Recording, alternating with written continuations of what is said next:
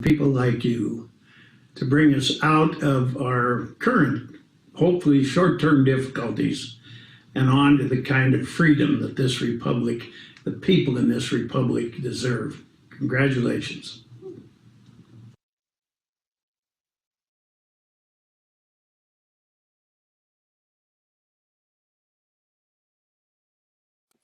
Awesome. So I will now introduce our first panel on civic engagement. Our host for this panel is awardee Mariah Thomas.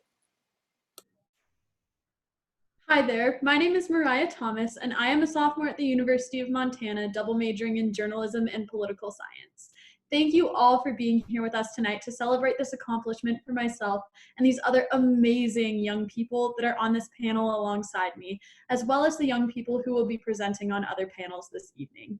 Tonight, this panel will be talking about civic engagement.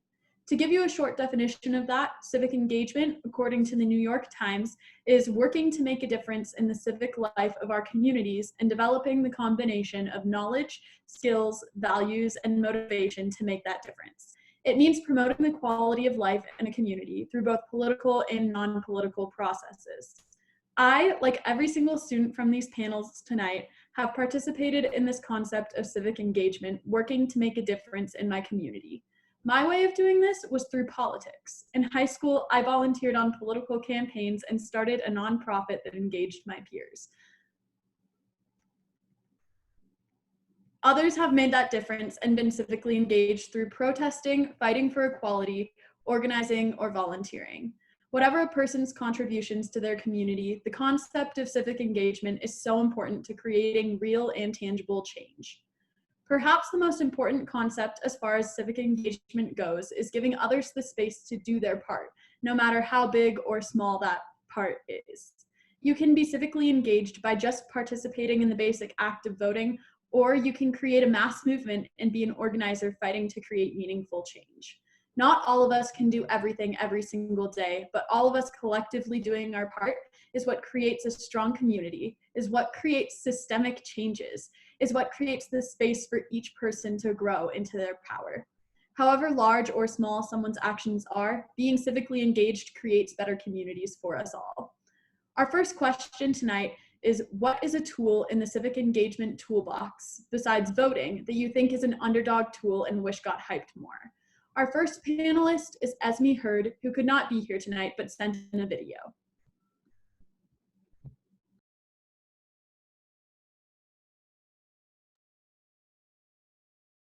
Guys, my name's Esme Hurd, and I'm really sorry I couldn't be there tonight. It is one of our last home soccer games of the season, and it's also senior night, so I really couldn't miss that. But although I'm not there to celebrate with all of you guys virtually, I am just so honored to have received this award, and I'm really just so grateful to have gotten to work with Ford Montana for the past summer. I would say my favorite, most underused civic engagement tool would be to give public comment at city commission and school board meetings or any other kind of meeting. I think this is a really effective means of sort of having a voice in your community because it's so accessible now that a lot of them are online too. It's really easy to just log in and do that. But I would say also to come prepared with lots of solutions because our commissioners and school board members really want to help out but often don't know how. So giving solutions when you come to those meetings is so important.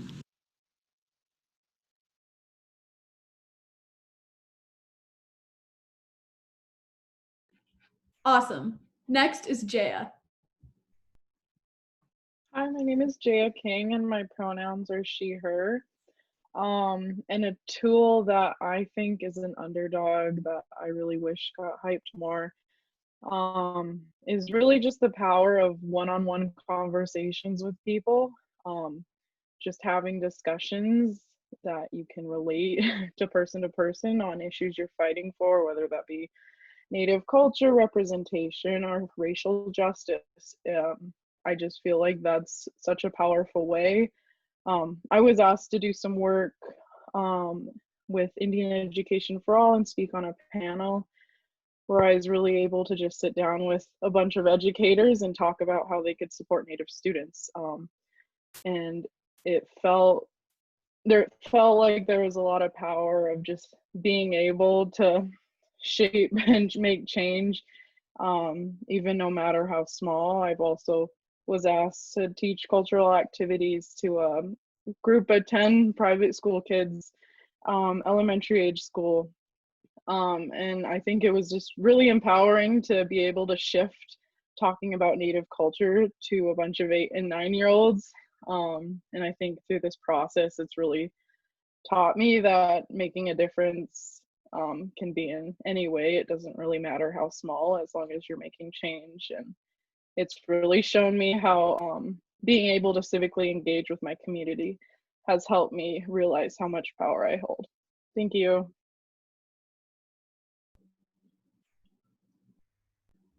Thank you, Jaya. Next is Maggie.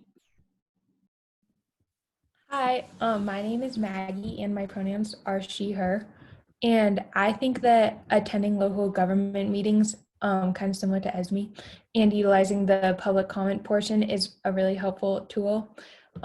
These meetings are open to the public for the purpose of allowing citizens to share their voice and be involved in community decisions, but I think that they are largely overlooked. In many ways, local governments have a much greater impact on the way things run than the federal government does, but it gets a lot less attention and people have almost no awareness of their local officials or how to influence them.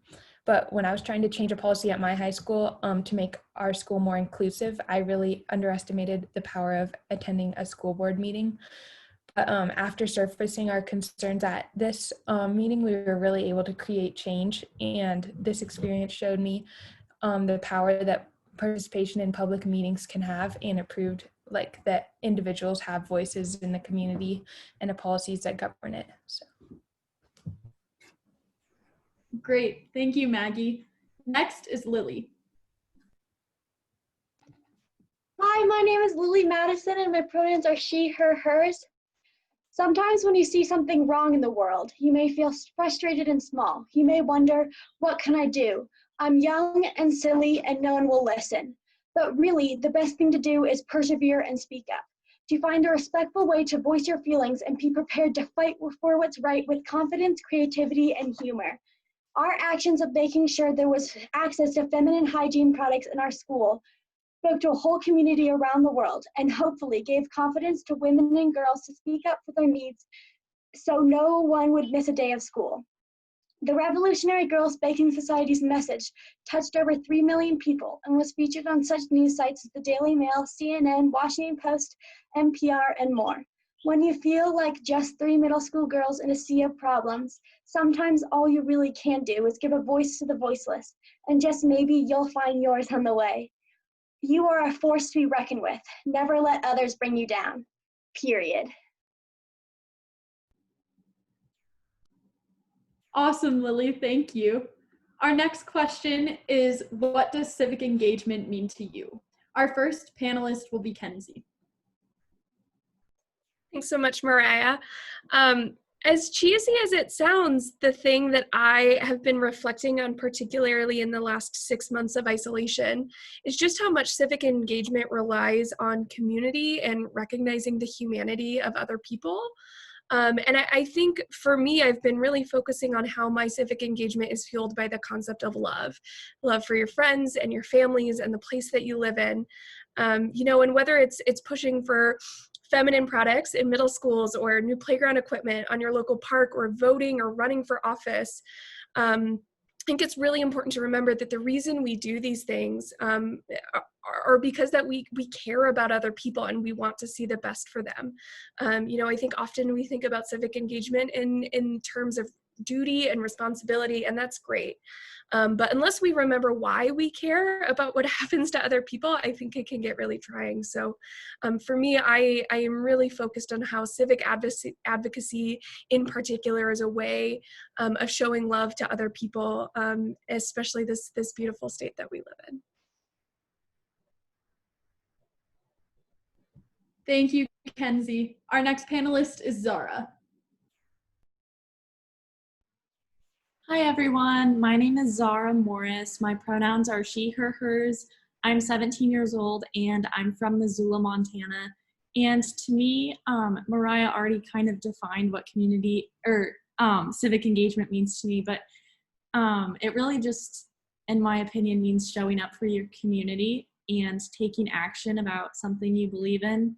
And I think that can look like a whole bunch of different things, whether you're taking action and going to a protest for one cause you're really passionate about, or you're out there registering voters, or a whole plethora of different issues gets you fired up. And I really just think the most important thing is that you're taking the steps to be active and get out there and take action for your community.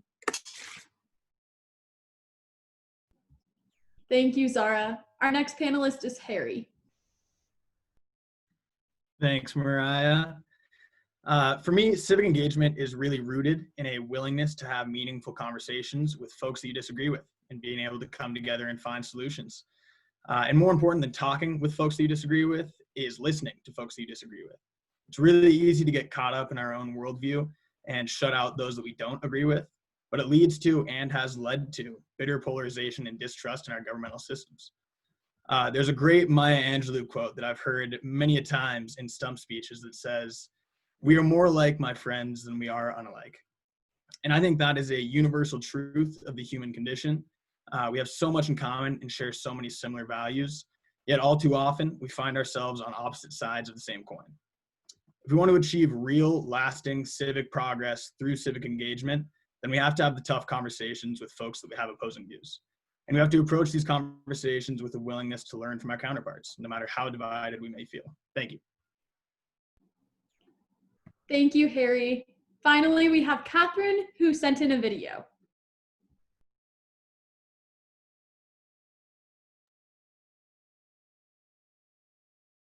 To me, civic engagement means getting engaged to change your community for the better. And there's a lot of different ways you can do that: environmentalism, voting, community service, or political activism. But as a person who has a lot of privilege, I think I have a responsibility to speak out and use my voice in a positive way. I kind of think of there being three main aspects of civic engagement, and I think one of them is being empathetic and being able to step in someone else's shoes and see what issues affect other communities and other people.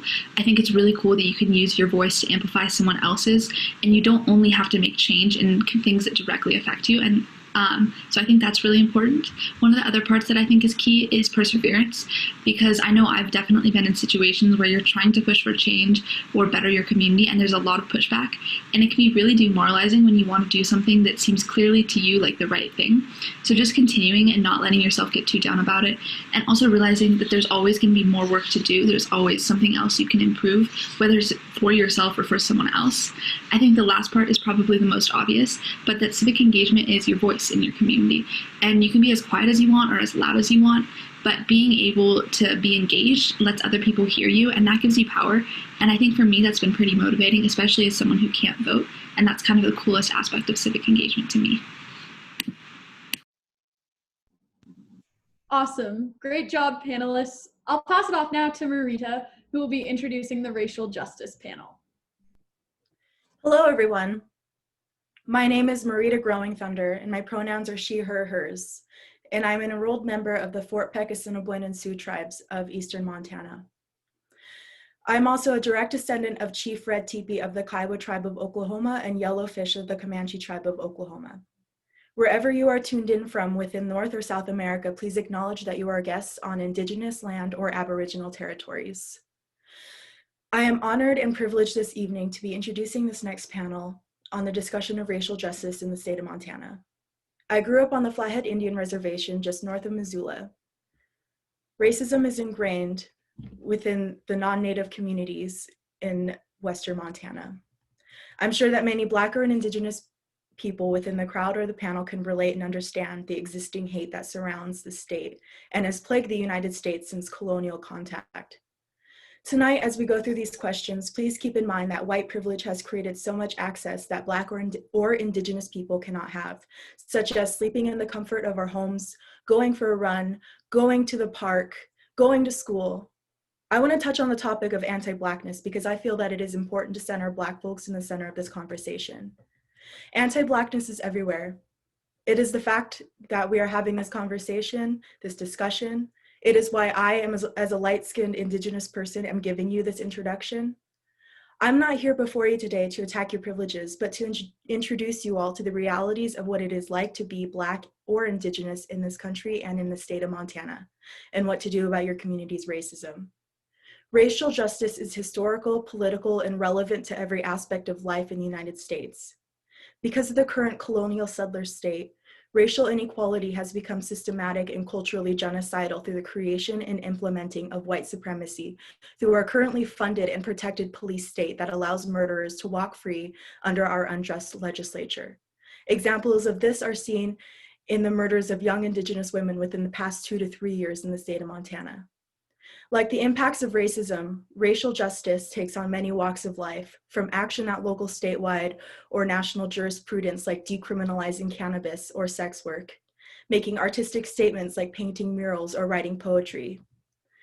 This panel will be discussing some of the ways we as a nation, citizens of Montana and surrounding areas, can uplift Black and Indigenous voices beyond the education aspect of unlearning racist views. This first question is, what is something that young people can do right now to support the movement for Black lives? Anne, will you please start us off? Yeah, thank you so much, Marita. I'm Anne, my pronouns are she, her, hers. I'm in Bozeman, and I think one really important thing that young people can do right now is recognize that this movement is integral to absolutely everything, and it can't be treated like it's a separate issue. Really thinking of other white people in the audience like myself, I think it's so crucial that we look at the work we do and examine how it's either actively supporting this movement or if it's causing harm. Whether we're working on political campaigns, the climate crisis, reproductive rights, all of the issues we're facing now and looking into the future, they can never be adequately addressed if the movement for Black lives and the injustices that Black folks and people of color are facing aren't being centered. So I think it's so critical that we take the time to educate ourselves. And I know that I'm always learning and unlearning, and making sure that seemingly good intentioned work never doesn't cause more harm, and that we need to take initiative to make sure that our time, resources, money, and more is being put towards making sure that this movement is at the forefront in Montana. Thank you. Great, thank you so much. Gilly was unable to make it, so we will be moving on to the next question, and that will be, how can older generations support young people like yourselves while you create a more equitable Montana? Saisa, you will be the first one to answer this. And I do apologize for possibly messing up your name. Howdy, my name is Saisa Schumann. I'm 21, pronoun she, her, hers, and I'm currently residing in Billings, Montana. I'm not really still to this quite sure what it is that I was nominated for this award for, but I'm just gonna pick something because I've been out here doing a lot, so I'll take the award. When we did the George Floyd Memorial at Kirk's Grocery here in Billings, Montana, it was not at first an act of protest, but mostly an act of mourning for the different people in the community, especially people of color. That includes Native Americans, but especially the small Black population, that we would have point to come together and not only share our feelings through art and activism and public speaking, but through this completely sad process of mourning. Something that sprouted from that was the Community Action Group in Billings, put together by Jackie Patton, Jana Richter, and Charlie Smiley, and myself. And something that we've discovered a lot is that most of the people who are engaging with us are older. And a lot of the conversations we continue to have are older people apologizing for not having done something sooner, or apologizing for having known about the issue but not caring about the issue. And I think that's something that's really important for this conversation to go forward, is we have to address that. The way things are now were allowed to happen. And the way things are now, people either helped make it happen or sat by and watched it happen. And unfortunately, a lot of those people are older, since we do belong to the younger generations. However, I feel like shame and guilt no longer have any point in the conversation at this stage, because it's only stopping conversation and stopping us from moving forward. So something I would advise to older generations is, when you see the anger of younger generations, of people around my age, of people who look like me especially, don't take it as a personal attack, or even if you do, sit with it, because there's a reason that we feel this way, and there's a reason that we are acting the way that we are acting, and that we need to come together to have these conversations. So when you say, in my day it wasn't like that, don't let it be the end of the conversation. Let it be the start of a new one. Allow the younger generations our anger, and I believe that we can allow you some leeway in how we deal with that anger moving forward, or else we will continue to perpetuate the problems that got us here too, so that in another 20 years there'll be a 25, 23-year-old Black woman sitting here telling you the same issues. I don't want that to be a thing that we do. Let it end now. Yes. Great, thank you for that.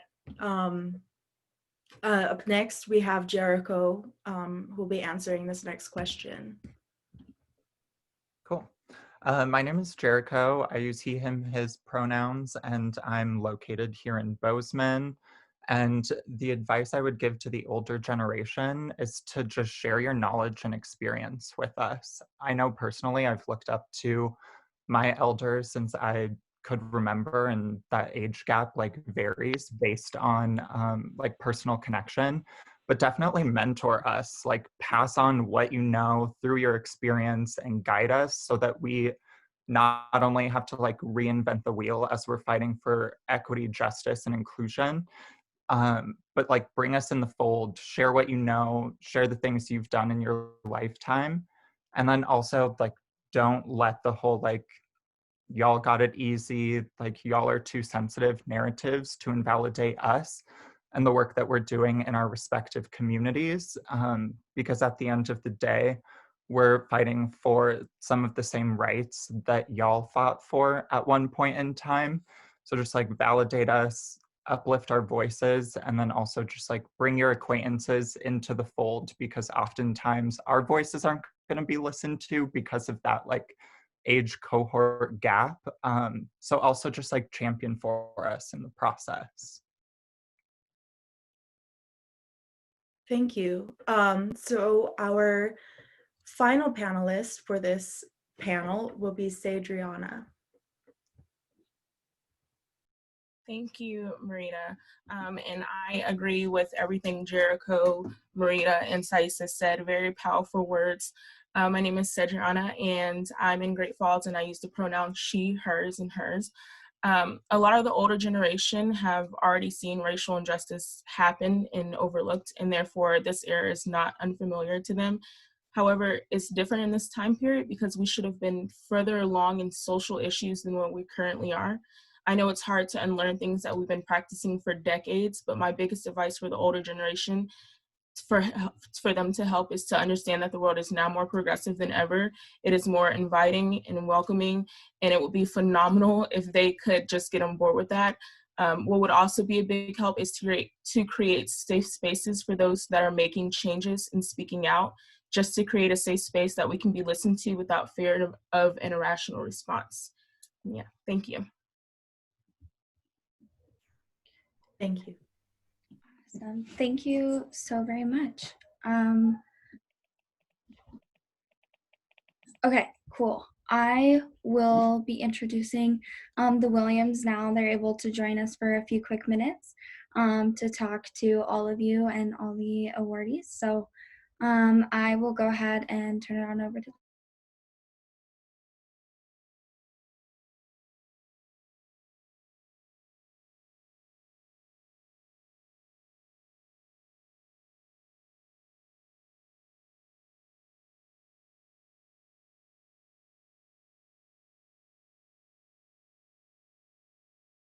It looks like maybe their mic isn't working or something. So I will go ahead and have Faith start on our next panel.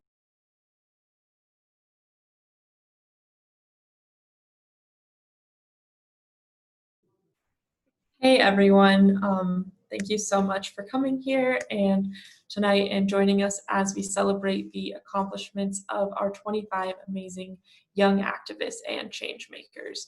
This final panel will focus on intersectionality, which is a concept coined by Kimberly Crenshaw, who is a leading thinker and scholar in the field of critical race theory. Crenshaw originally used intersectionality to describe the overwhelming bias and violence against Black women in our communities. This theory has evolved as a lens to observe where power interlocks and intersects and shows how a multitude of social identities can become the target of systemic issues of discrimination and inequality. As young people in one of the most diverse generations yet, the work we do is inherently intersectional. I find that age is often intersected with gender, class, racial, and other social identities, which creates challenges for young people working in Montana. Understanding that these challenges exist and how to navigate them is crucial in building up the big sky for the better. Our first question is, how do you use your identity as a young person to create a more just Montana? First up is Kate.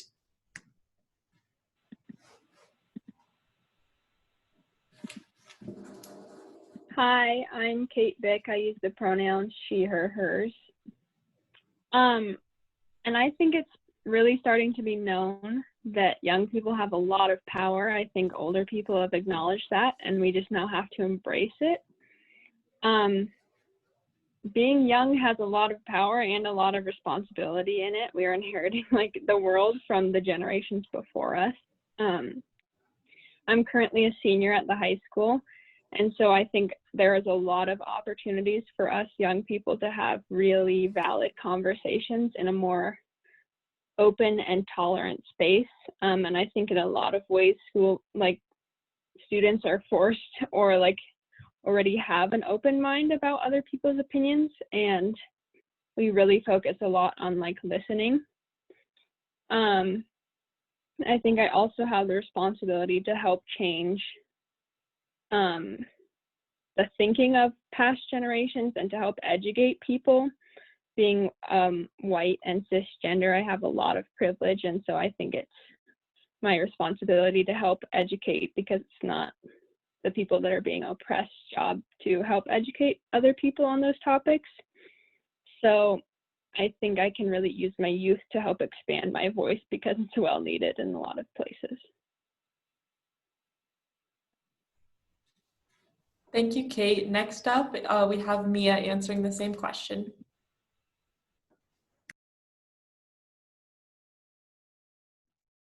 Hi, my name is Mia. My pronouns are she, hers, hers, and I can use my identity as a young person by making sure I use my voice when I see something wrong or unjust happening in this world.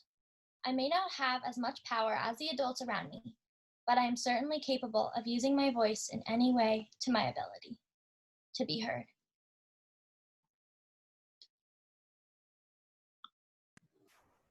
Well said, Mia. Next up, Augusta. Yeah. Hi, my name is Augusta. My pronouns are she, her.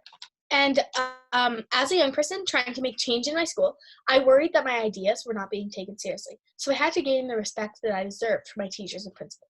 Many of my peers were very supportive, but some were pretty immature and thought talking about menstrual products was disgusting. To be fair, some of my peers were 12, but on the upside, because we were young people trying to make a difference, some adults were pretty inspired.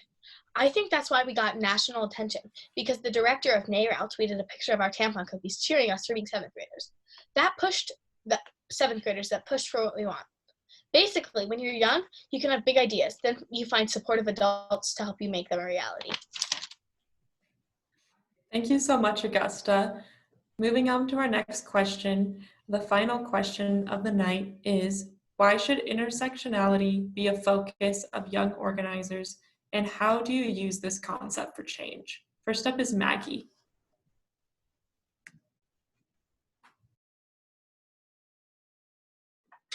Hey, hi. So for me, my name is Maggie and my pronouns are she, her, hers. For me, leading with intersectionality is like the main distinction within organizing between power and empowerment. It helps us mitigate replicating bias structures, which we're ultimately working to dismantle, and thus serves as like a harm reductionist lens for everything that we're doing. In stewarding the Women's Resource Center for the past 2 years, I have really understood or gotten to understand and embrace that the truth that there is really no women's issue that is race neutral. Intersectionality essentially serves to ground and center our work, and through an intersectional approach and orientation, we can just accomplish so much more. Largely for people who look like me, who are white feminists, leading into intersectionality doesn't always feel like a lot of answers and a lot more questions, but it's really critical to sort of like lean into that unknowing or that admittance of not knowing at all, especially for white feminists, so that we can center Black and brown voices in everything that we're doing.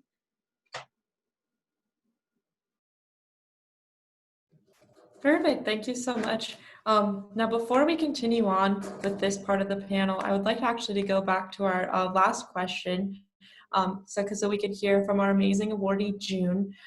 June, how do you use your identity as a young person to create a more just Montana? Hi, I'm June Eastwood. I use she, her pronouns, and I'm from Missoula, Montana. And I'm glad I do get to answer the first question. I was a little worried there for a second. I've had the opportunity as a young person to be a voice in national and international conversations that make the communities I belong to, including the sporting and outdoors communities, more inclusive. Through being visible, I hope to give other young Montanans needed representation so that they are empowered to play sports or be proud of their identities.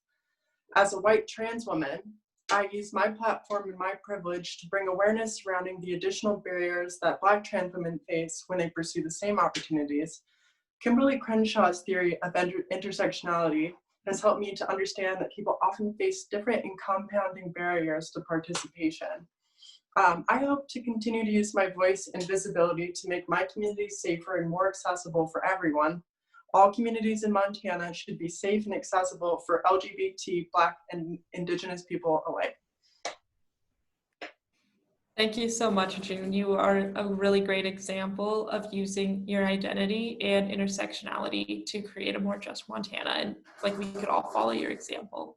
Moving on to Emily. Emily, why should intersectionality be a focus of young organizers, and how do you use this concept for change? Thanks, Faith. Hi, I'm Emily Cheddar. I use the pronouns she, her, hers.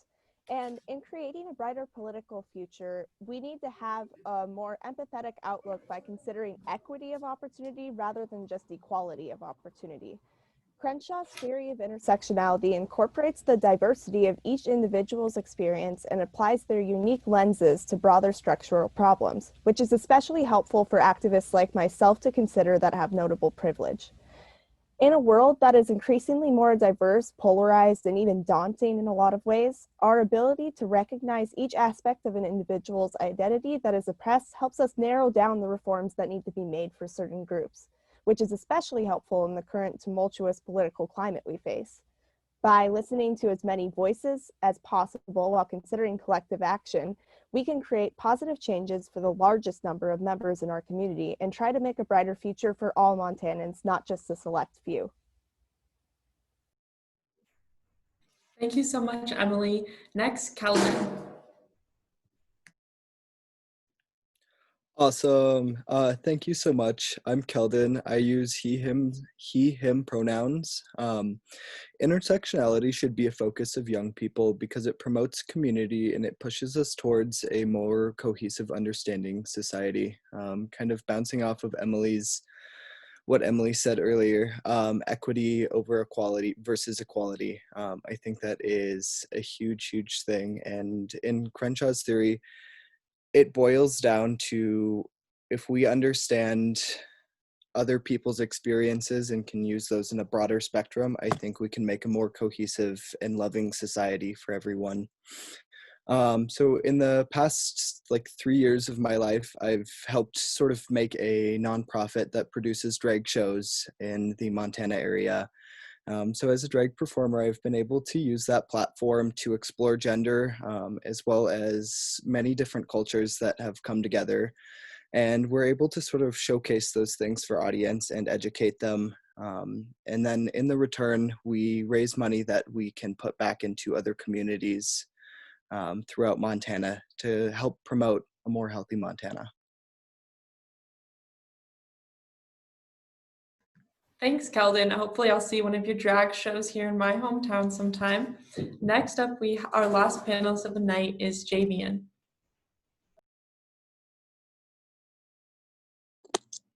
Hi everyone, my name is Javen. My pronouns are he, him, his. And I think that intersectionality should be a focus of young organizers because as our generation grows up, we become more and more diverse, thus furthering the need for including intersectionality in our organizing. As an organizer, I use this to make sure that my mission represents the goals of a diverse group of organizers and volunteers. Thank you. Thanks, Javen. And that wraps up our final question for the evening. I'll now hand it over to Hannah and McKeely. Thanks, everyone. Hi, so I was able to get the Williams on, and they are going to say a couple words for us. So Pat or Whitney, who wants to go first? Not all at once now. You're on mute, Deb.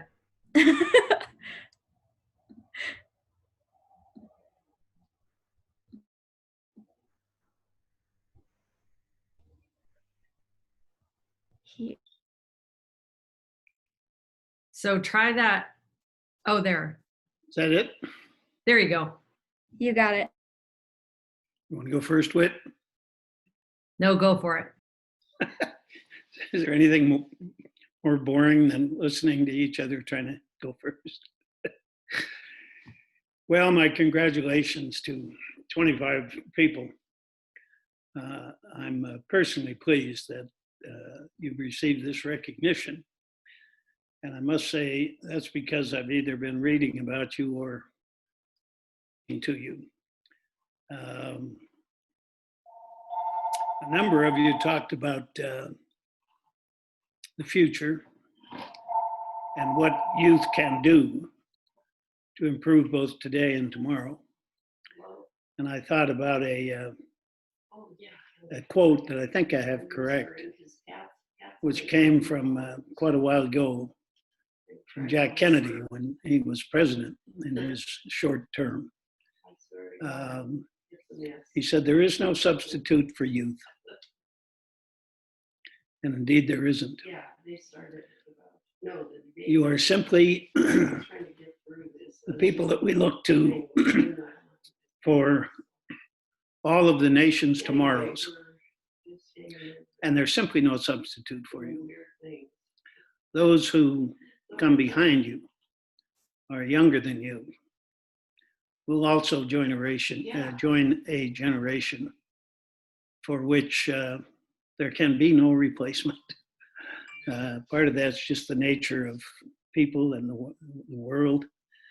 And part of it is because young people have spirit, have big hearts, worry in the right places, and play in the right places. As you get older, you may no longer have you may no longer be able to summon the energy that you have now. And you may do the right thing in the wrong places or the wrong thing in the right places. But for now, it seems to me, you almost always get it right.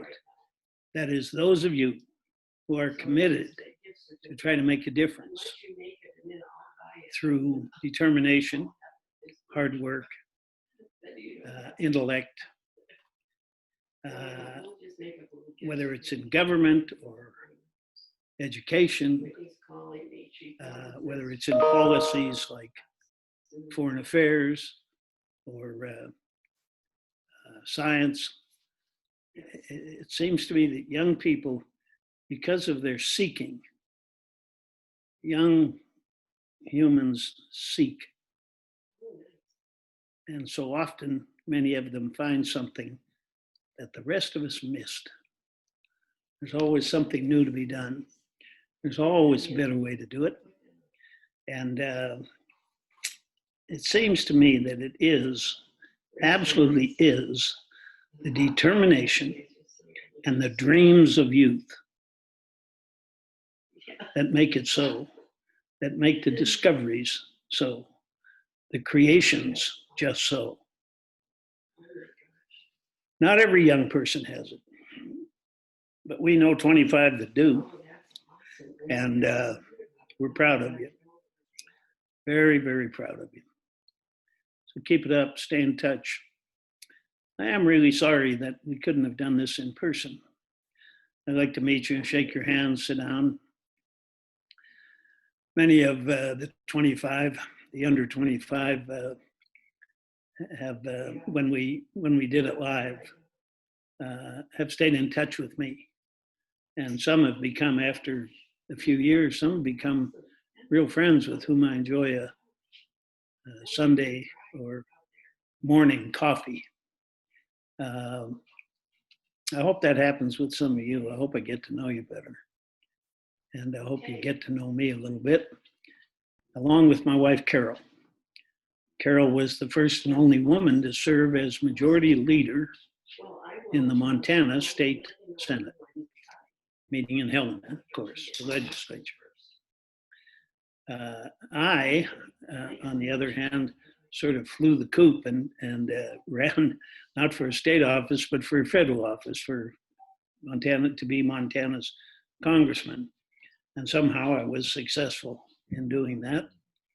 And I served for 18 years as Montana's congressman.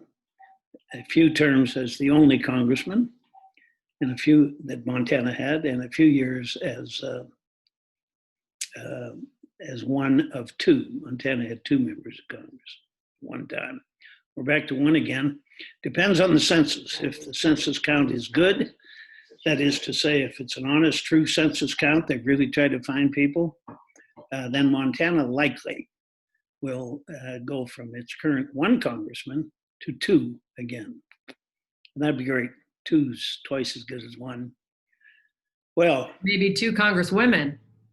There she comes. There's my daughter. Man, not me. I just mean. Here she comes. She's on the women's thing again. Good for her. Isn't that great? Whit, run. Hey, thanks, Dad, and congratulations, everybody. We are so sorry that we're not together. This has been such a fun thing for our family. We are great big fans of Forward Montana since it started. Forward Montana, you guys probably know this, but let me just say, is such an incredible model, which became now what ultimately, is this Alliance for Youth Action and formerly the Bus Federation, but it all started in Missoula, Montana. So all you Montanans should be very proud of this organization for having done all it's done. And I hope that you'll volunteer, and I hope you'll stay involved with Forward Montana, because it is very truly, I think, the single most important political organization, certainly for young people, but really for progressive ideas. And Montana's full of those. But we can't have progressive leaders without celebrating first, young people like all of you.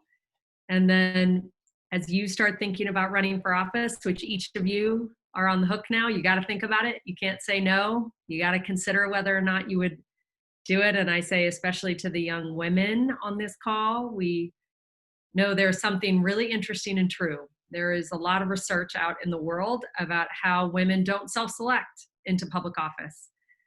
They don't decide, they don't sort of wake up one morning and decide that they want to run for city council or mayor or sheriff. Men do self-select, women don't. And so what's really important for all you women to know is that you can and you should consider running for office. And let me be the first to encourage you to say, please consider running for office, and please consider stepping into the arena.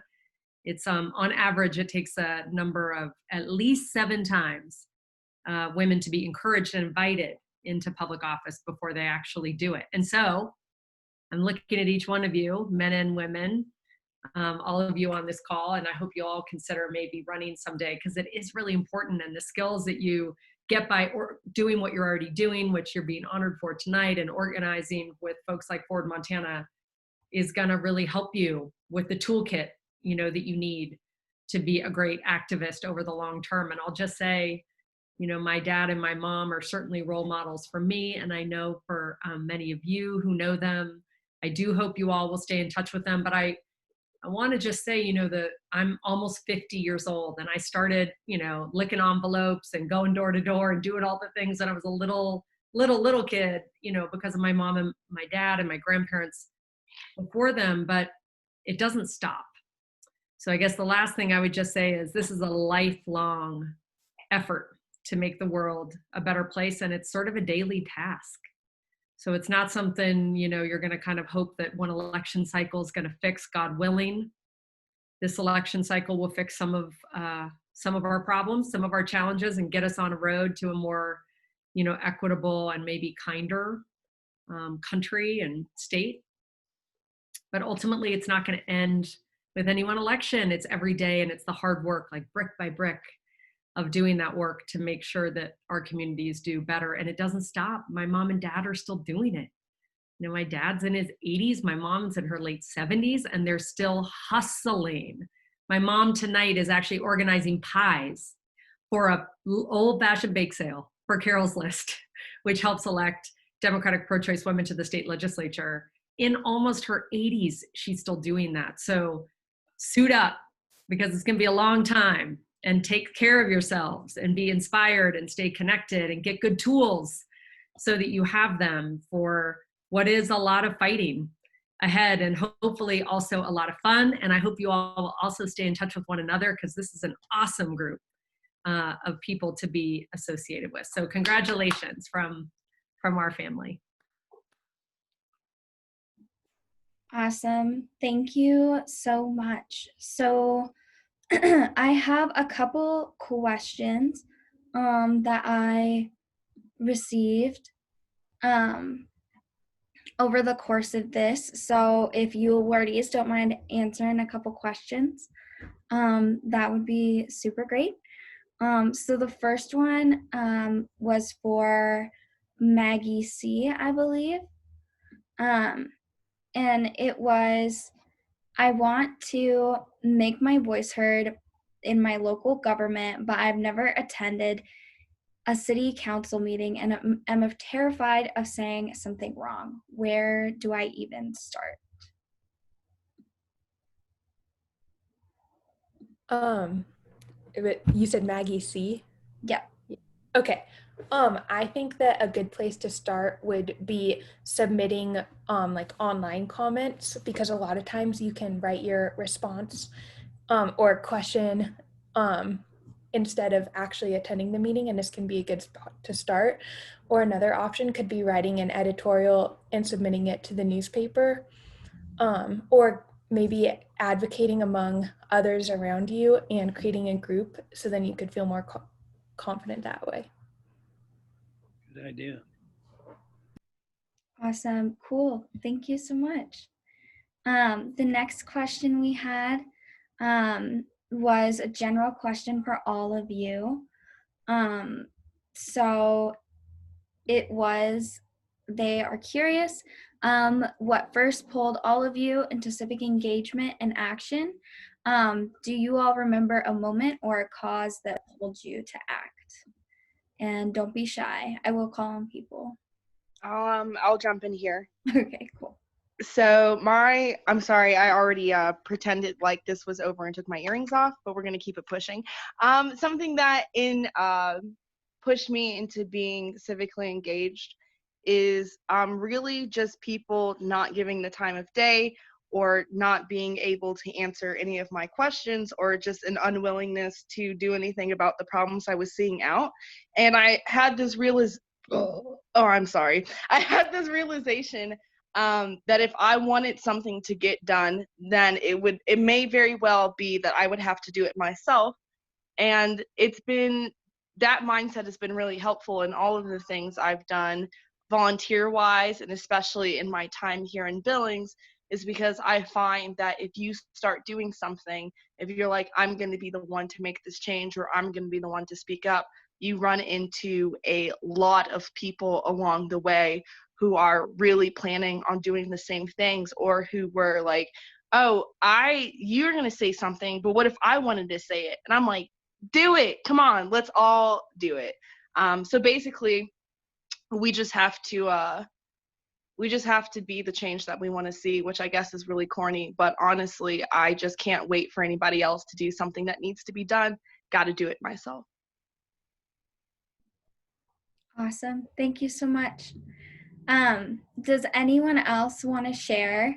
I can. Okay, cool. So I actually joined in.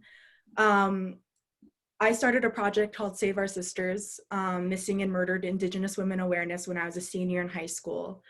And I made a ribbon skirt a day for every missing or murdered Indigenous woman. I started out with the women in my own family. And so I had personally been affected by the cause.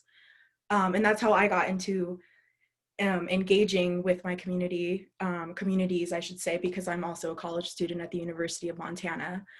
I also, not just legislative justice, I've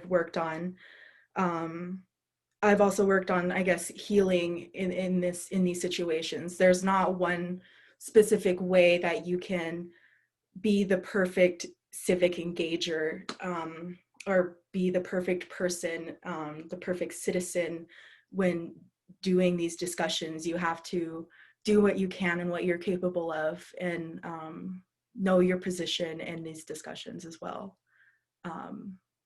There are some spaces that I cannot take up, such as I cannot fully represent all trans Native women that are missing or murdered, but I would love to use my platform to uplift their voices as well. Yeah.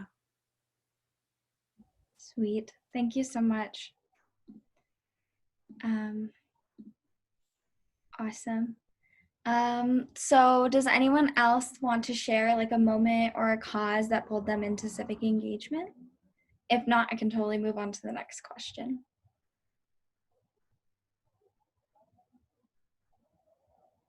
Okay, cool. So this question is for Lily. Lily, what would you say to a middle school student who has something to say but feels too insecure to speak up? Okay, sorry. I would definitely say, don't be afraid to. And, in the long run, that you're right and that you're doing something right. And if you believe in something, just keep believing it, and no one's else, oh gosh, sorry. Yeah, and then also try to find people who are also in the same boat, like Mia and Augusta were also in it together with me. And so I think I was a little bit more hesitant to speak out just because I was sort of more nervous.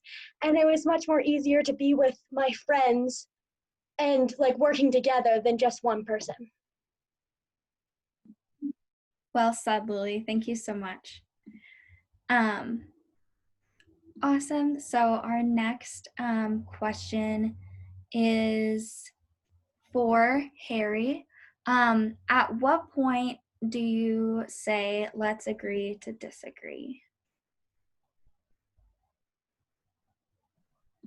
Tough to say let's agree to disagree if you feel passionate about an issue. I think there are some certain things that you're not going to bring people over the line with, but I think that the only time that you can agree to disagree is when somebody has the autonomy to make their own choices, to where you can agree to disagree as long as we both have the freedoms to do the things that we're arguing about. You can't agree to disagree if somebody is infringing upon your freedoms, and they say agree to disagree, and you have no power to take that power back. So, I mean, an issue that's just super easy to bring up here, I think, is choice. You can't agree to disagree on choice if you're restricting a woman's right to healthcare. You just can't do that. You can agree to disagree if the right exists, and then you can have people not, you can have somebody that disagrees with that not get abortions. Like, that's your choice, but you can't agree to disagree if that's going to restrict somebody's access to healthcare, for example. Thank you for that. Awesome. Our next question is for everyone. So how are all of you encouraging all young people to vote? I can talk about this if no one else, or if I'll go for it. So for me, this is really easy. I am currently working as a Forward Montana intern, and then I'm also on my college campus in my spare time volunteering with the Montana Democratic Party to register voters. So just, by being there to participate in doing that, I think is one of the biggest things. But absolutely, encouraging your friends to do it is a really good place to start, because you can get one of your friends to do it, and then they get 2 more of their friends to do it, and it's really just an exponential growth type of deal. So awesome. Thank you. For me, I think encouraging your friends and family to vote, register to vote.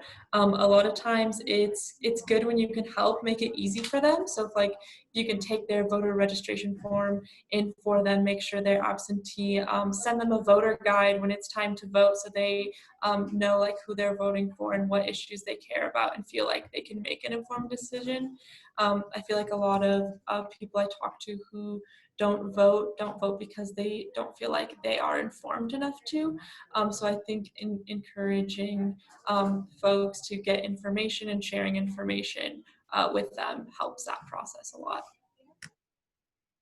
This is something really small, but goes off of what Faith said, which is buying stamps. I just bought a bunch of stamps to give to my young person friends, because I know I never have stamps to send in my ballot. And since it's an all-mail election in most counties in Montana, I got some 19th Amendment commemorative stamps, and they have all sorts of good options. So I highly recommend grabbing a couple sheets of stamps to hand out when ballots hit the mail.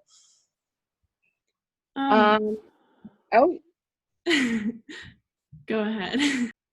So, okay, I'll just jump in here real quick. What I'm doing, and which is a very exciting thing because it's the first time I get to say it out loud, I've just accepted a position with Forward Montana here in Billings, Montana, to get that voter registration done. So you heard it here first. I'm working with the most influential political nonprofit group in Montana. I didn't say it, but I'm repeating it. So excited. Wow, just shower us in compliments. All right. So I'm a senior in high school, so a lot of my peers are just turning 18, so they can vote for the first time, which is super exciting. And I've noticed a lot of people, just kind of what Faith was saying, are just uninformed, whether that be about the candidates in the races or just getting registered to vote in the first place. So I printed out a ton of voter registration forms, and I've just been asking people in my classes and helping them register, and dropping their forms off for them just to make it as easy and seamless as possible, which I think is super important. And also trying to provide nonpartisan resources for people to get more informed about the candidates and races that are happening both statewide and nationally. I also have an answer to this question, which is that I help to run a youth civic engagement nonprofit. And so we both help to provide information for young voters themselves, and we get even younger people engaged civically while they're too young to vote, because if you are civically engaged, you're more likely to vote when you are able to. And so by engaging people from the get-go, they're more likely to do it of their own accord when they're old enough. Thank you. I have something to say too. Sorry. This is Marita again. I just wanted to point out that voting is important, and it's important that we as young people who know our rights, especially if you're from a community that's disproportionately affected by the prison system. But I also do have to point out that voting is not always the only thing that you should do. There's so much more you can do as well as voting. Voting actually can inhibit these systems to work against people of color or against people that you want to support. So I think it's important that you understand first where you're going, who you're voting for, where you're having these discussions in the first place. Feel free to just go above and beyond your classwork, your schoolwork if you're in school, and actually get educated on the realities of these of the policies that are going to be enacted. Awesome. Marita, this next question is also for you. There is someone screaming outside and I don't know why, so you'll have to ignore that. How can we ensure minorities in our state have a voice in the upcoming election? I think you just covered it, but you sound like you have some pretty solid advice. Yeah, I can actually say more on that because I think it's not the minority's right to be putting themselves in the position of power. It's the person in power, the people with privilege, to give up their privilege for people of color, for minorities, for gender minorities, for racial minorities, for them to have that position, to have that, first to have that safe space for them to exist. So that's up to if this person is non-native or is a white person who is cis. I think that is important that they understand this dialogue that happens between the lines. It's not always surface level, and it's also not my duty as a person of color to necessarily educate you on what I'm going through. Yes, I am okay with, like, I think it's important that you compensate people of color for their and gender minorities for their knowledge in these situations as well, if you plan on having these discussions in the future.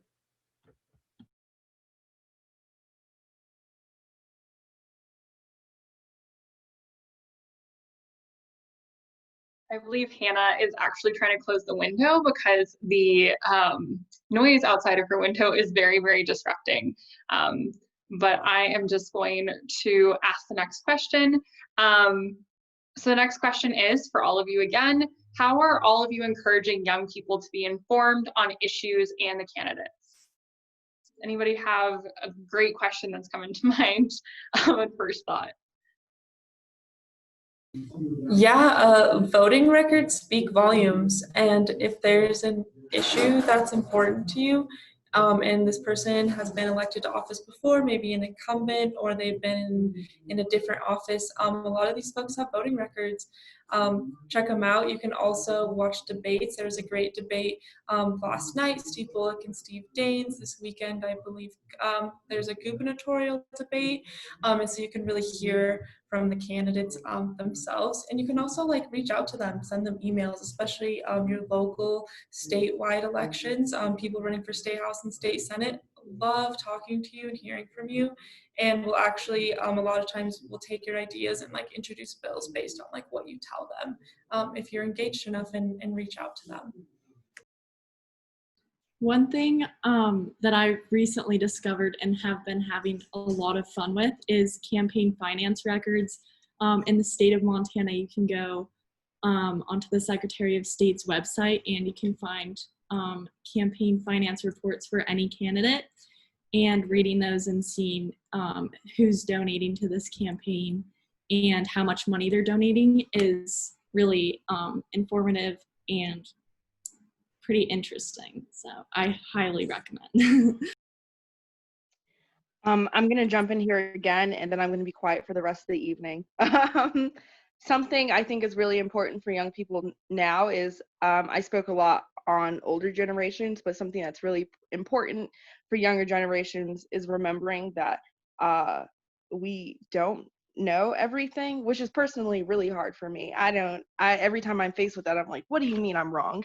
But I would say one of the most recent things that have made me start looking more deeply into my own opinions and how I approach things and how I can inspire other people is Kenzie, who is still here, really put me in my place the other evening when I was talking mad trash about campaign commercials and videos and the content within them.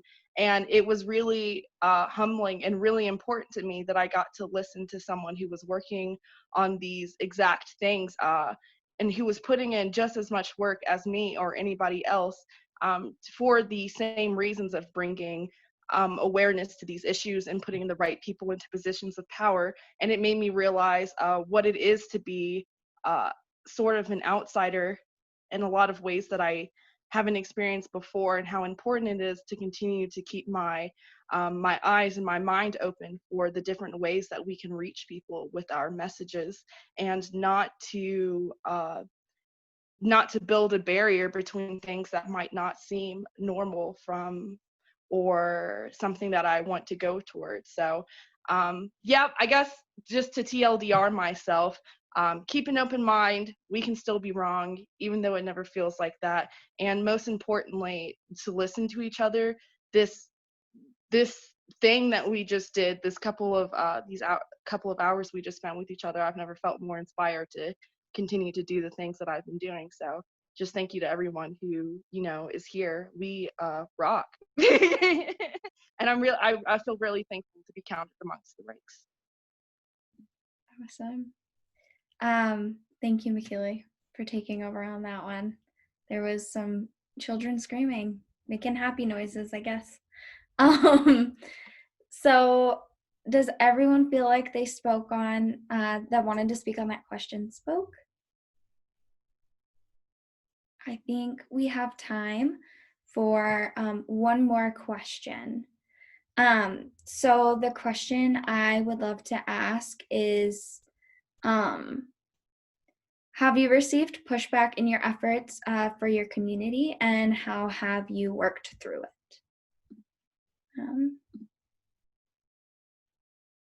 I can answer this. Okay, cool. Sorry. So when I was working on my project in high school, I'd actually continued my project through my first year of college. But back when I was in high school, there was actually a white supremacist rally that occurred during our PEP rally week for homecoming. And receiving that kind of racial pushback, where I was actually dressing in my Indigenous regalia every single day. I was having these conversations and in such a harmful place such as academia, so it was my high school. And this getting beyond that was very, very hard. There was a lot of, I know Empower Montana came in to do racial discussions with the teachers and the students, but that really didn't do much beyond actually having conversations that were deeper with students and or my fellow peers, and also learning to be gentle with yourself during these situations when you do receive pushback. The problem that happened, the white supremacist rally that occurred at my high school, it still impacts me to this day. I cannot go out in public in Polson without feeling like I was the whistleblower for racism that occurred at Polson. And having the community, having your own set of peers and allies that you know you can rely on afterwards and before, I think that is very important in leaning on them and knowing that you're not alone through this pushback, and that it is very important to just take care of yourself, take care of what you really need to do, and only do what you're like. If you need to stop, you should stop and take care of yourself first, because you are your most important asset. Thank you. Awesome, thank you. Yeah, I think I can chime in here as well.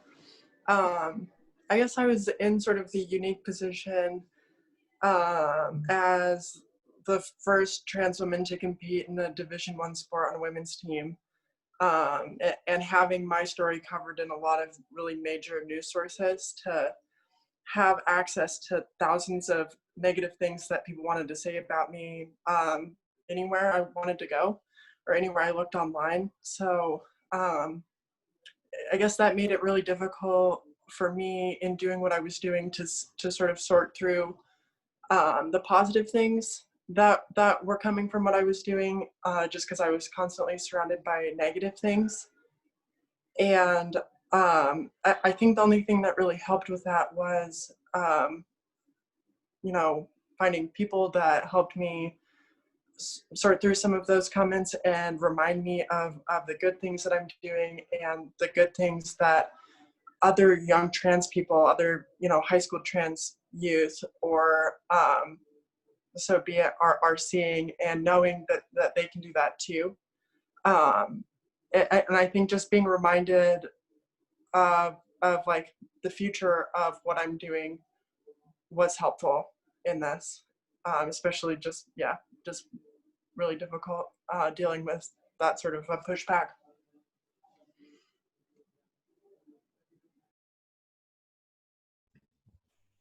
I think Jaya wants to answer this one too. Yeah.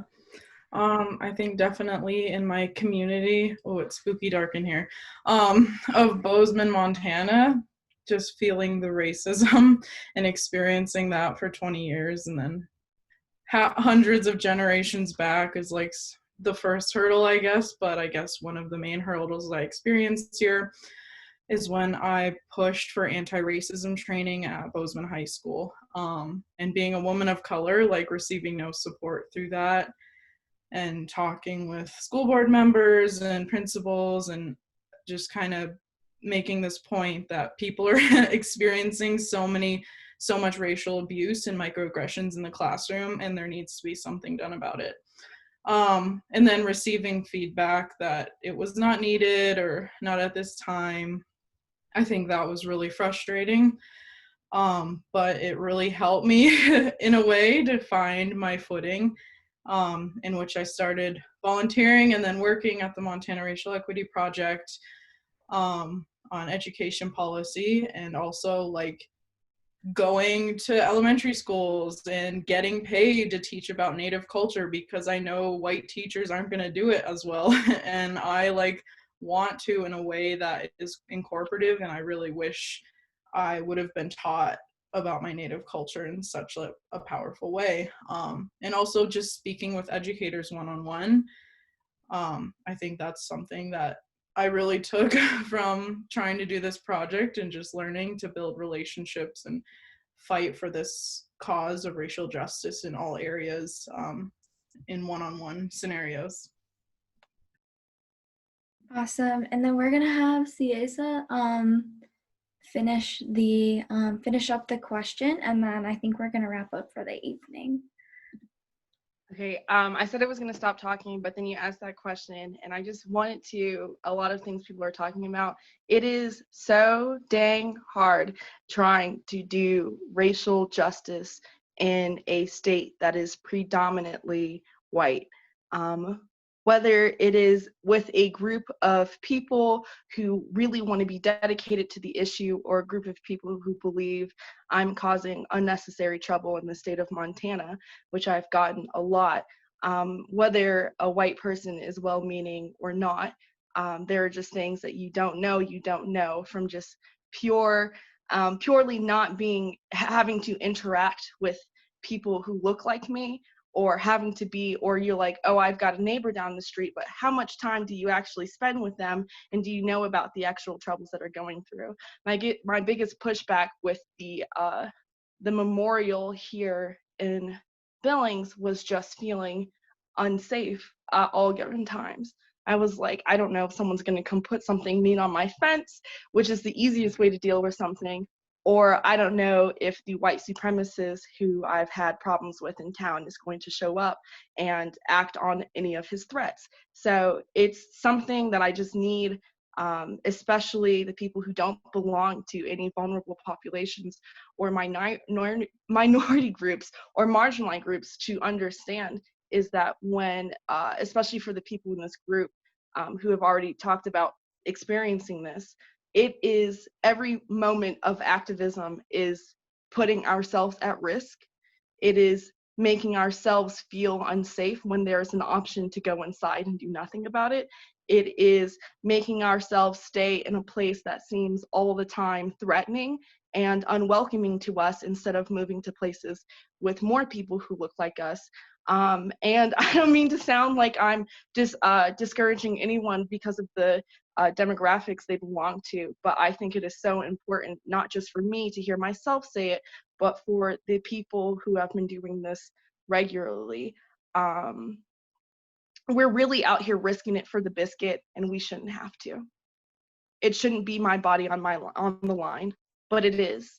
And I need all of y'all to take that into account when you're making space in your own movements and your own organizations and your own efforts, because we're in danger. And it's not like I'm laughing, but it's not funny at all to have had your life threatened, your family's life threatened, your friend's life threatened, just because you wanted to advocate for your own humanity. Is an unacceptable reality that we have to continue to live.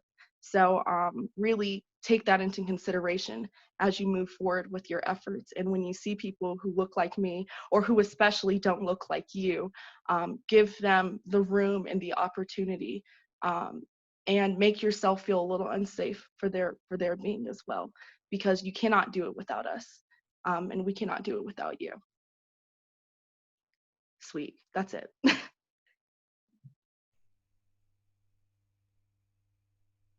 Sweet, thank you. I think we'll start closing it up, huh, McKeely? Yes, let me just unmute myself here. Well, thank you all so much, everybody, for being here, but especially to our awardees. Not only for just showing up tonight, but for your work that you have highlighted and expressed tonight, and have valuable, amazing experiences to share with us all. So I just really, really thank you for using your voice and giving us all a piece of your own experiences. We are so proud of all of these pieces of work that you have done across the state to make this ceremony even possible. We wouldn't be doing this if there weren't 25 amazing people who are doing this work across the state. So yeah, I just really, really want to say thank you to that. And I will hand it on over to Hannah.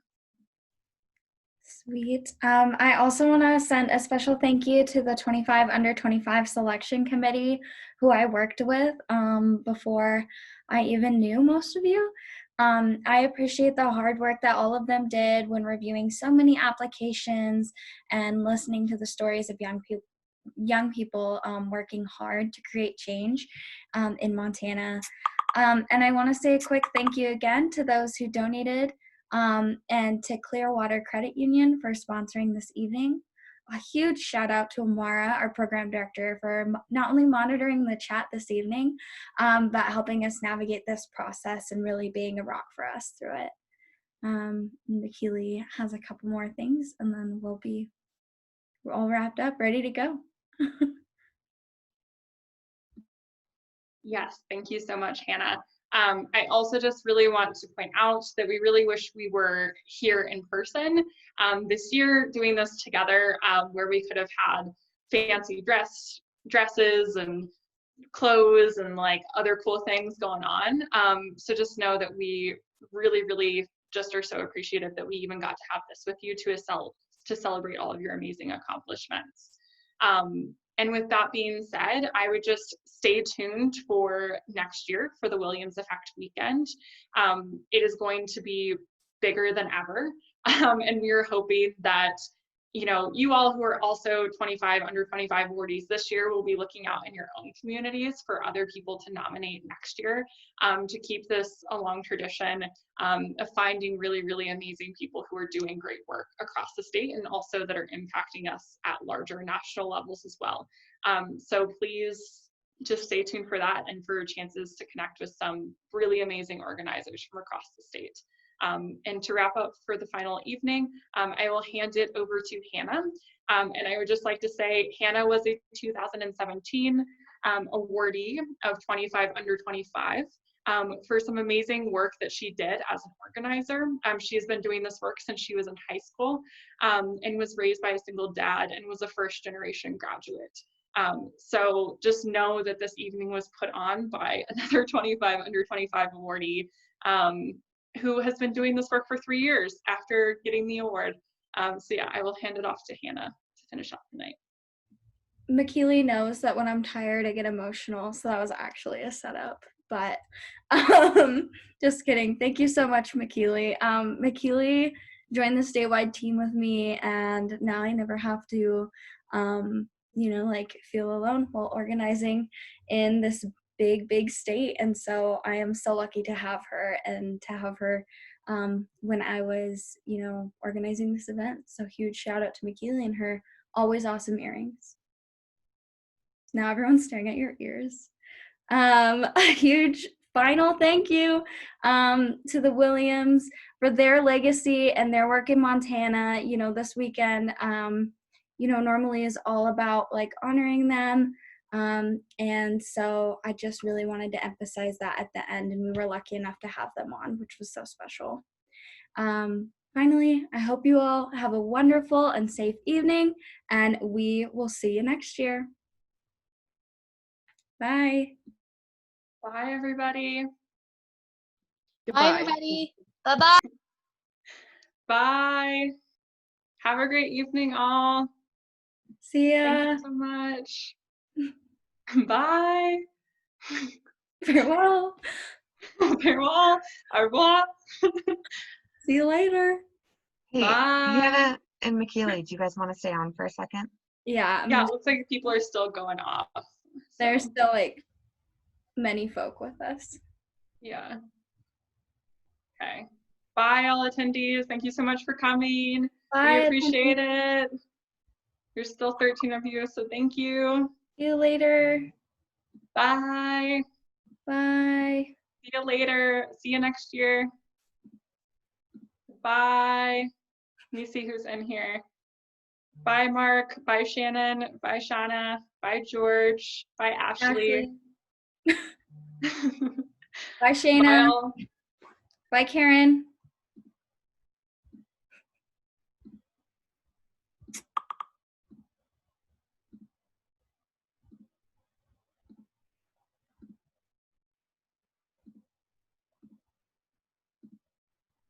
Bye, Mark.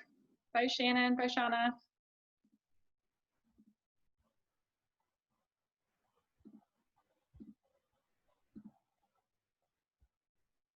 Okay. Is that everyone? Yeah, it says there's one attendee, but I can't. Yeah, I can't either.